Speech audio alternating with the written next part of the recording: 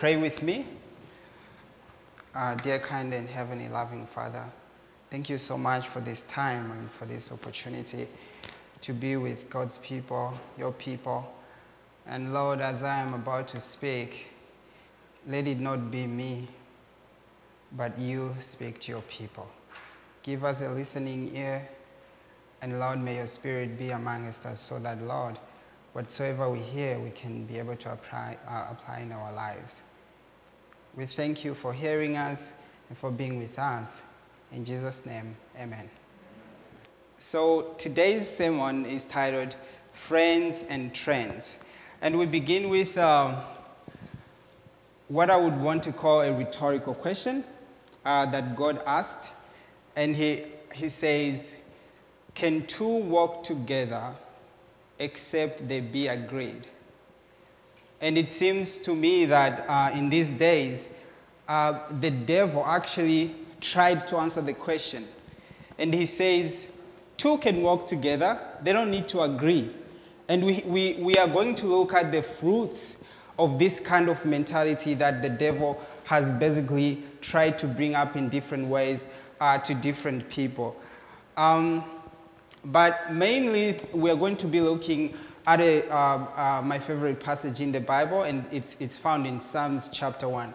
Very few verses, 6 verses that I think are very, very powerful if we as Christians actually meditate upon these verses and try to see what do these verses teach us, especially in today's context. So the psalmist begins, and the verse 1 says, "Blessed is the man that walketh not in the counsel of the ungodly, nor standeth in the ways of sinners, nor sitteth in the seat of the scornful." And you know, one thing that I discovered reading the Bible, especially for those of us who are using the KJV Bible a lot, you find that a lot of words that we use or we use in the KJV have different meanings today. And in fact, most of the definitions have been diluted over time. So what I like to do, I go back to a dictionary that was being used around that time. Noah Webster Dictionary is a good one. It gives you a good definition of the words that are being used in the KJV dictionary. But for the most part, the KJV Bible also defines the words in itself. And you'll find this, but that's something that you can look into on your special time. So I looked for the word blessed to begin with. Turns out it's the thing that I've been wanting all my life, and the thing that we've been all searching. We're looking for happiness, right? So blessed means to be made happy, be made prosperous, okay? We would say to have a good, like, well-being. This is the thing that we look for as Christians, and even people who are not Christians are looking for this. I think everybody's chasing happiness to some level. And even if it can manifest in different ways, we can look at it from different things. We are all looking to be happy. We are all looking to be prosperous.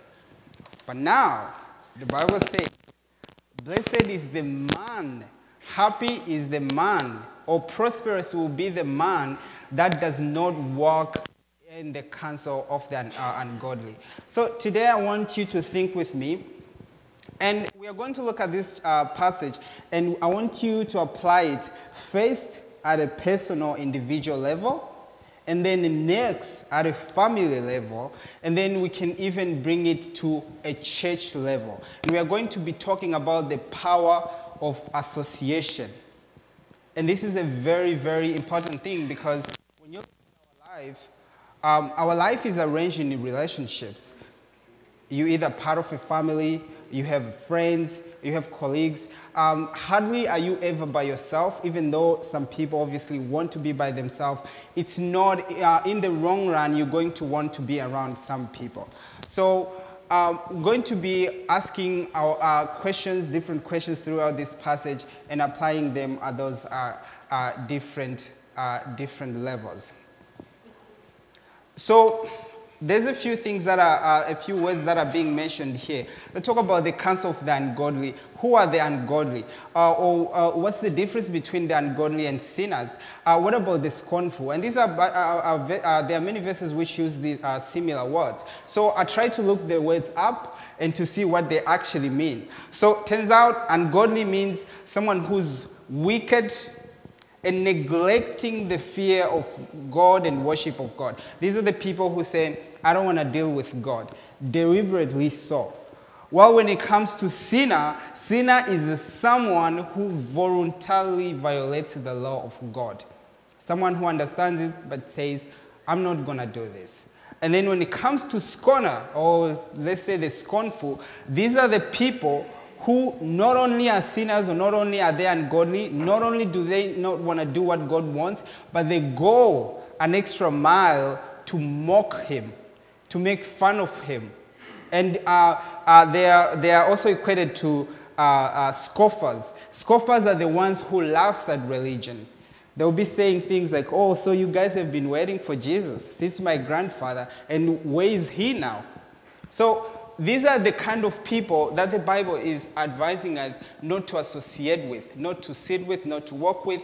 But now, when you think about it, I want us to bring a healthy balance between the doctrine of love, where we have to love everyone, and also we have to actually avoid certain people, because mind you, the Bible strictly teaches us that we have to avoid certain people. And you know, I was reading the story of Balaam.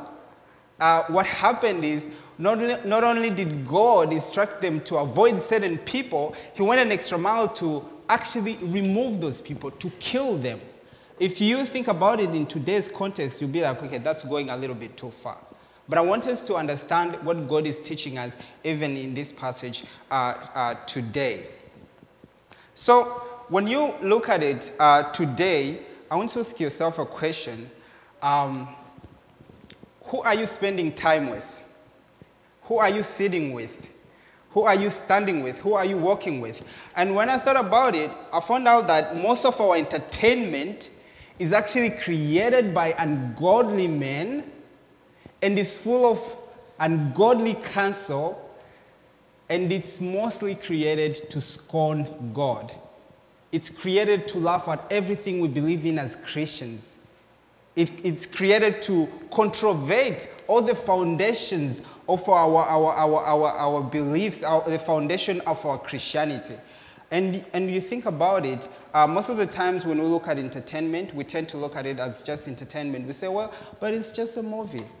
But my question to you is, what has it done to us? What has it changed us into?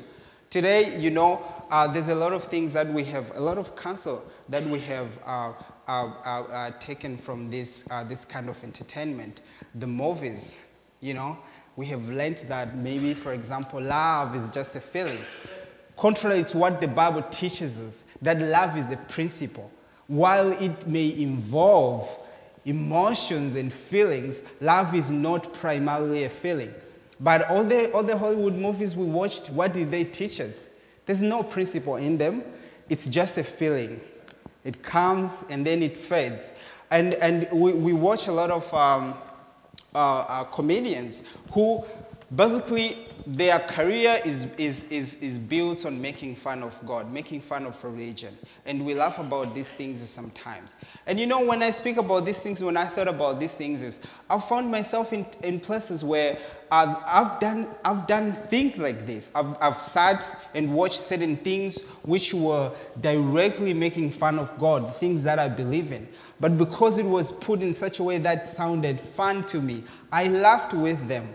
There are certain things that I picked up from clips, movies I watched here and there, the music we listen to. But the Bible is clearly telling us, do not sit with these people. Do not walk with them. Don't even be near them. Because God knew that we would not be safe to be around those people. And then today, I think about it and I ask myself, even as a church, as Christians, at an individual level, family level, where are we getting most of our advice from? Advice on things like health.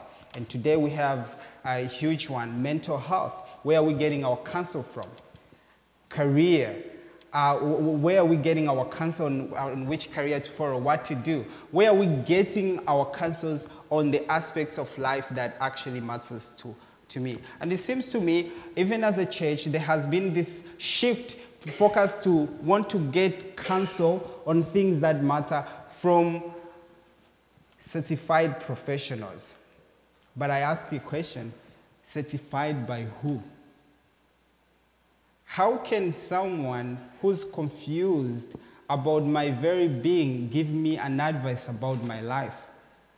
And when I look at because I have an interest in psychology, I find that there's such a big problem because the very basis of everything that they are trying to teach is faulty. And there's a verse in Jeremiah 2:13. It says that, and I like this very so much. It says, "For my people have committed two evils. They have forsaken the fountain of living waters, and they have hewn themselves out cisterns, and they are broken cisterns." While it may have some truth, while they may arrive to some truth, they will not always have all the truth. And that's where problems begin. And remember the devil in the beginning. He did not turn out with a complete blatant lie. He mixed some truth with some lie. And that's what we are getting out in the world. All these people who are so-called professionals, they will tell things, they will say things. And I want you guys to understand what I'm saying in its rightful context. Because when it comes to health especially, I was trying to compare, and I went back in the Bible.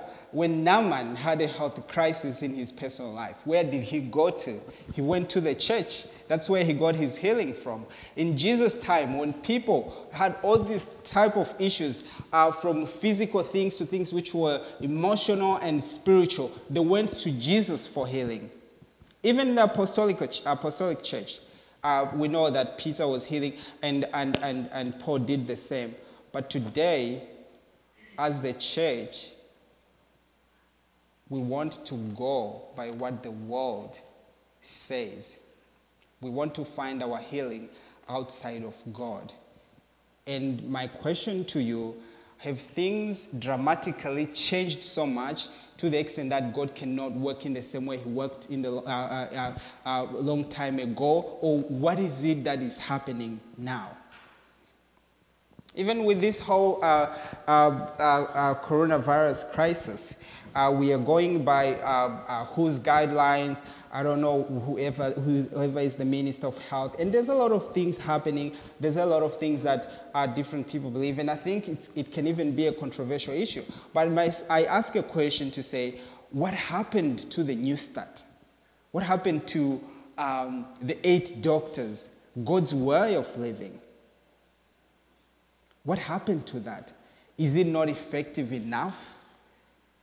Does it not work enough? So these are questions that you should ask yourself at an individual level, family level. I'm not here to give answers because I understand this can be controversial things, but I'm saying there is a huge possibility we as a people today have hewed ourselves systems which are even broken because they will not save us. They are not going to give us what we hope they are going to give us. Because healing comes from who? Healing comes from God. And that's why God is telling us, if you want to live a happy, prosperous life, stay away from the ungodly.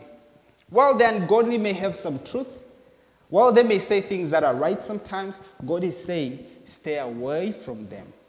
Because they are going to mix it with some lie that is dangerous in the end, which is going to counteract the truth that they are giving within the truth that you were hoping to get. So I think it's something worth to think about today. So who are you listening to? Where are you getting your counsel, and who are you putting your trust in? So at a church level, I mean, I'm just an observer. I'm not even going to make any conclusion. Look at who we are standing with. And this is at an institution level. And myself, my question to this kind of situations is, can two stand together unless they be agreed? I don't know. But you as I am here standing, be an observer and try to find an answer. And God gave us an answer in the Bible. So the reason why I was saying the devil has come today and tried to answer that question is because throughout history, economic movements have become prevalent. It's basically a saying that you don't have to agree. You don't have to believe everything the same. You can actually work together for the good of the common people or common everyone. And we have economic movements, and at a church level, maybe we've participated in one way or another. And even more today, we have the biggest doctrine of inclusivity. And I ask a question to say, when it comes to inclusivity, what are they really asking? Are they asking for tolerance? Are they asking for acceptance? Do they want agreement? And these are the things that are affecting us today. We have somehow come to believe that we can walk with the ungodly, we can sit with the ungodly, we can stand with them, we can do just a certain amount of interactions together. And that's okay, we are going to come out safe. But God clearly, and think about the three words. There's standing, walking, and sitting. Very, very specific. Not to be near them. And this is where we are today as a church. And I want to ask, what about us families? What about you as an individual? Who are you hanging around? This is inclusivity from a distance. It looks good because God teaches us to love our neighbors, we love ourselves. But obviously, there are things that are being inserted in which are not supposed to be what it seems to be on the surface. Because, people say things like this and it sounds good and it sounds too much with everything we believe. Everyone matters. Of course, everyone was created by God and everyone matters. We talk about equality, equity, appreciating and acknowledging and seeing the differences. But now I ask myself, when it comes to the issue of inclusivity, what is it really being asked of us? Is it tolerance, acceptance, agreement, or support? And the Bible tells us that we shall not have fellowship with unfruitful works of the darkness, but we will reprove them. Where and how do you bring in the balance of actually loving those who are deep embedded in error, those who are still in darkness? And of course, we are all still struggling with sin. It's not like we are holier than them. It's not like we are better than them, but the truth is that it's for that reason that we are still dealing with it, that we should be actually trying to reprove it. But how do you bring about the healthy balance of loving someone who's in error without actually making them feel? And people go by feelings now. So I'm trying to say, as a church, let's ask ourselves these questions. Where are you standing? Who are you standing with?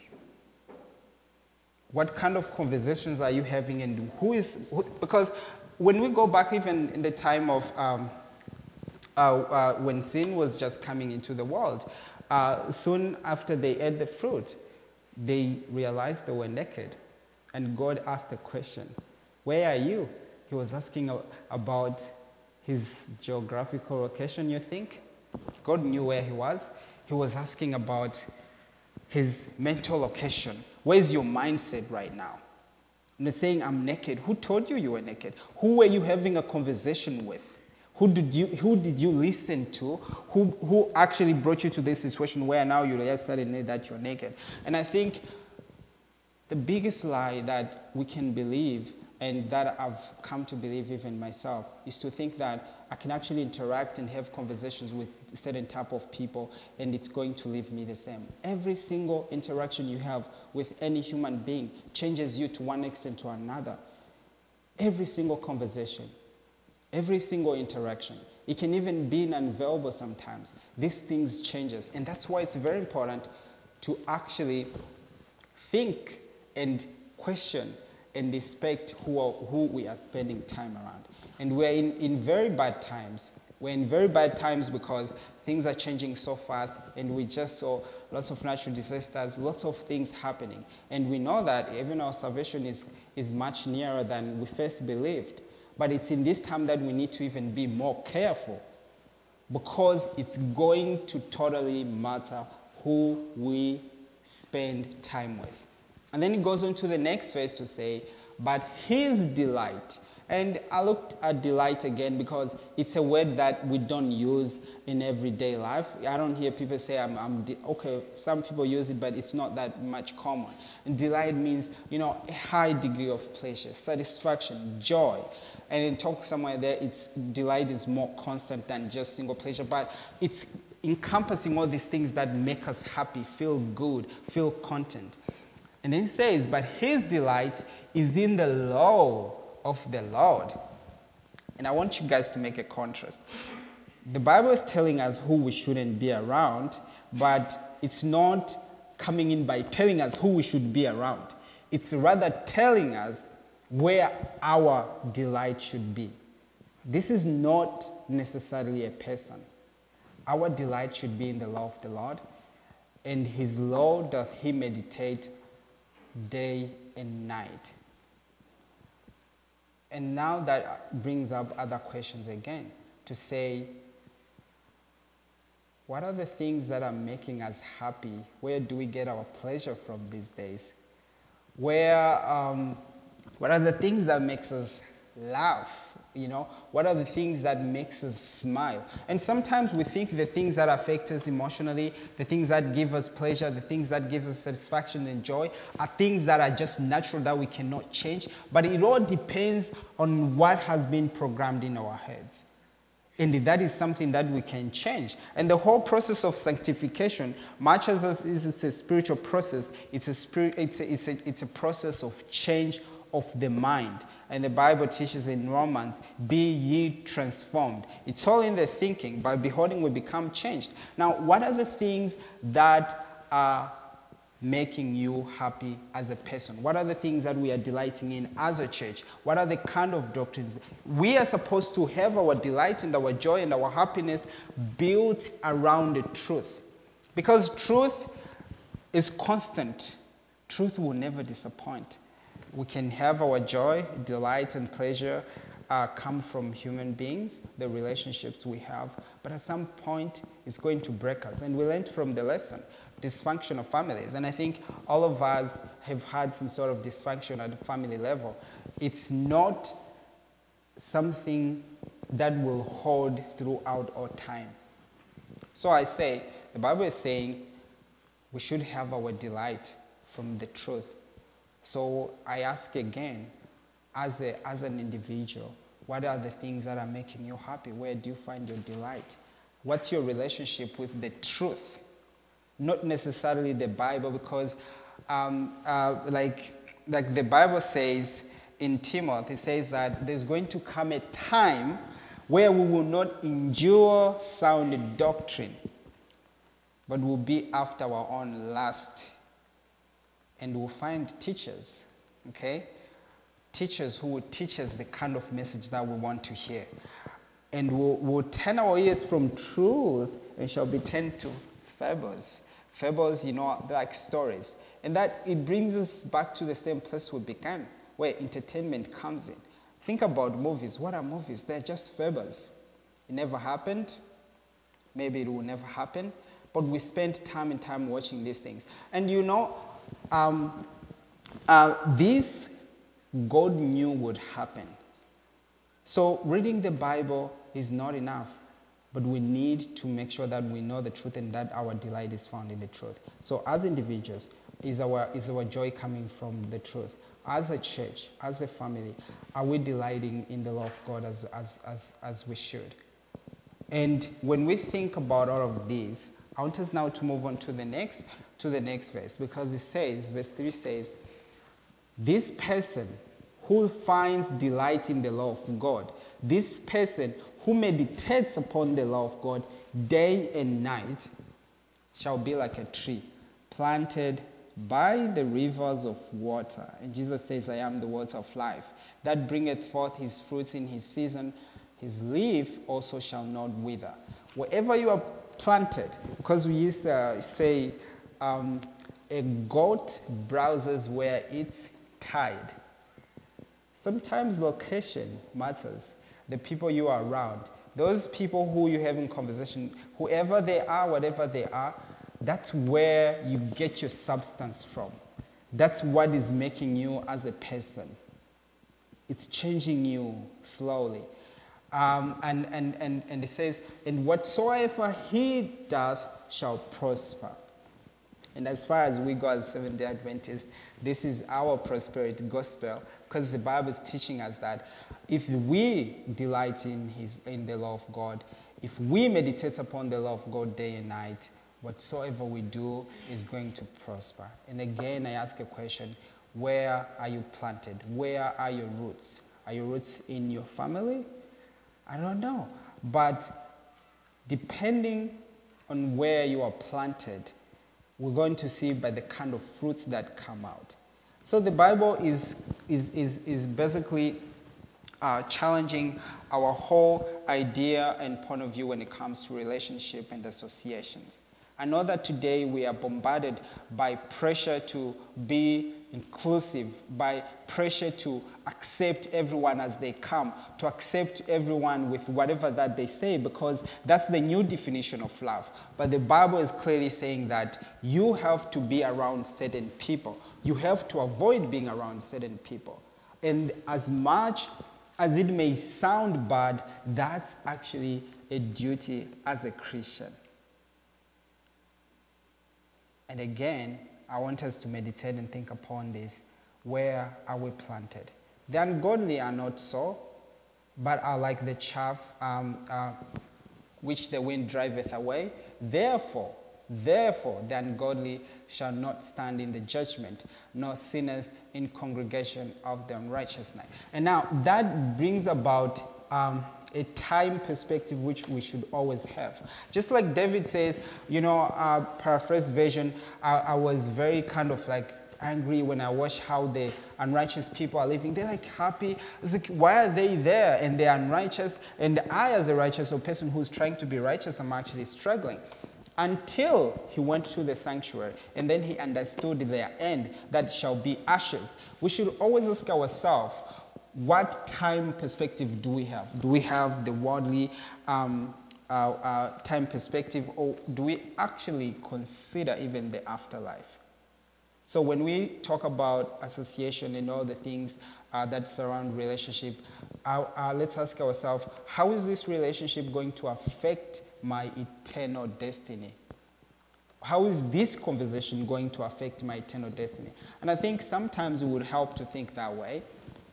For the Lord knoweth the way of the righteous, but the way of the ungodly shall perish. So what have we become by associating with the ungodly? What have we become by watching the things that were created by ungodly men, things that scorn God?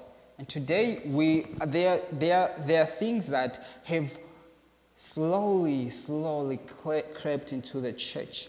And some of the things are even like taboo topics, because you cannot talk about them anymore, because they've taken like a natural seed and it's just how it's supposed to be. And it's what the devil is doing, because with time, for example, the whole issue of LGBTQ, if that's how they say it, it's being normalized with time. And as a church, we're in a position of dilemma. What should we do? Because we'll try to sound as politically correct as we can. And also as individuals, we'll try to be accepting. And we'll try, how do we come to a healthy balance of showing love and actually upholding the truth?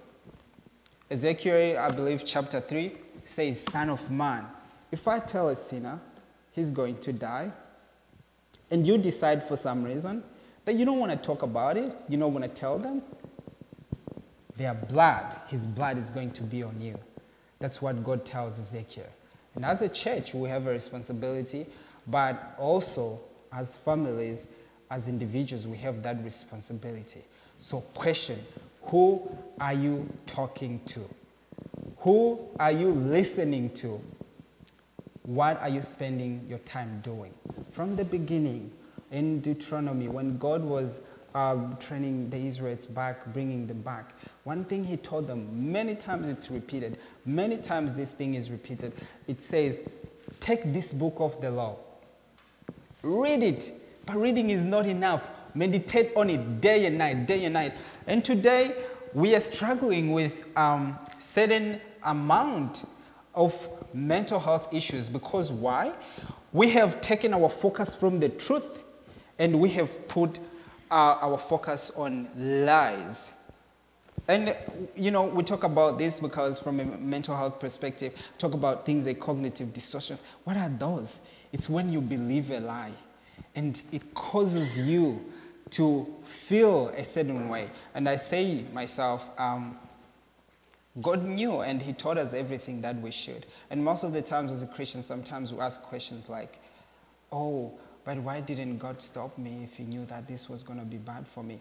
And we almost feel bad because certain things happen. But God has tried so many times in the Bible over and over and over and over and over. Even told the Israelites, take this law. And this is it's so literal, but sometimes we want to think of it as something spiritual. He said, take it, write it everywhere. Write it on the doorpost.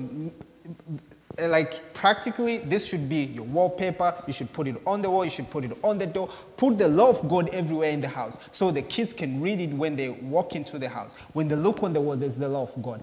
That is the only way we can be safe. If the Bible is hidden somewhere, you don't even know where it is. You have to look for it. You're not going to make it. I don't know how you're going to survive. Because we are constantly bombarded by lies from the devil. Everything that we are watching, when you're driving, there's billboards across. What are they advertising? What are they telling? Because one other thing that as Christians we want to believe, we don't know that every little thing you interact with, every little thing you listen to is teaching some sort of doctrine. It's teaching you some sort of doctrine, whether you want it or not. It's just that some things happen at a very subconscious level. And just because you cannot explain it in the moment, like this is how it went, it doesn't mean it's not happening. And the Bible says then in Proverbs, guard your heart with what? Diligence. Diligence means actually diligence. Means you're going to have a plan. And it's not going to happen naturally. It's not just going to come as like, yeah, well, I've always kind of stayed away from all lies. I don't know how it happened. Like, I've just been lucky like that. It doesn't happen like that because the devil is working diligently to bombard you with lies, to make you believe that which is a lie. And the Bible in Isaiah says, woe unto him who says a good thing is a bad thing. That's paraphrase version again. And today, that is exactly what's happening. So, without taking much of your time, I want you, just like I am reflecting, reflect on your relationships, your type of associations. What are you listening to? What are they telling you? What are you learning? For example, I think as a church, we have suffered, and we don't talk so much about this thing from a relationship love perspective because of obviously listening to this ungodly entertainment. It has changed the whole perspective of how we see and deal with relationships, and it has made it the most complicated thing today. Long time, relationships, as much as things were not perfect, they were not as complicated as today is. Because what has Hollywood taught us? Well, love, you see someone who is very, very attractive, you fall in love almost instantly. And what's the next thing? You interact at a very physical level. You don't even have... Okay, first of all, the most dangerous lie about love that we have been taught is to think love is this strong thing that you cannot control. You love who you love. It's not up to you. You cannot control it until you fall out of it. Because it only lives for a moment, obviously. Because people fall in love and they fall out of love and things happen. So I'm trying to say, take a moment and think, what are the things that you have picked up from all these different type of sources? And as a child, you know, from a psychological point of view, certain things happen, and then we try to tell you, oh, you have some childhood trauma, and these things have happened to you, and that's how they have affected you. And that has some level of truth in it. But the biggest truth is that we have all, or we are all, suffering from unrighteousness. Adam didn't have any childhood trauma, but he sinned. That's the same with Eve. And we have all been suffering from that. I was very angry for a long time as a person who was born in a country that's not my home. I was like, these people came into my country, they caused war and all of these things. And and even as from like an African community perspective, there's sometimes tend to be hard to say, and we say, oh, the white people, this, the white.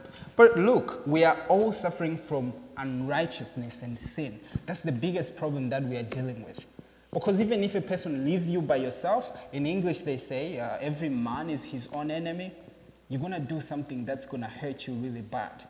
Without anybody participating, without anyone contributing, all by yourself, because you are susceptible to what? To sin. And they say the devil came to destroy, to kill, and what? Steal. He's diligently trying to do that on every single day. So let us reflect and ask ourselves, what are the relationships around us, the relationship that we have doing to us? And a long time ago, I think I was listening to this sermon by Randy Skitty, and he was preaching, and he said, I want to advise all the people who are in relationships with non-Seventh-day Adventists to actually break those relationships off. Oh, sounds very harsh. It's like, what are you talking about? You cannot do that. You cannot say something like that. But, well, if you think and try to listen from people who've had the experience, it's not easy. Even a relationship with a believer, someone who says, I believe in all these things, I believe in the 27 or whatever amount of fundamental beliefs they are 28 now, right? For a person who says that, I do, it's hard to live with them. And I'm talking about that from a relationship, family level, because even if it's like mother to son, or mother to children, husband to wife, there's still those kind of interactions that happen that are all based on what we fundamentally believe. It's still complicated. How about somebody who don't believe the same as you do? Someone whose roots are not planted in truth. So where are you planted? Where do you find your delight? Where are you getting your counsel from? Who is talking to you? Who are you listening to? I'll leave you with that, and may God bless you.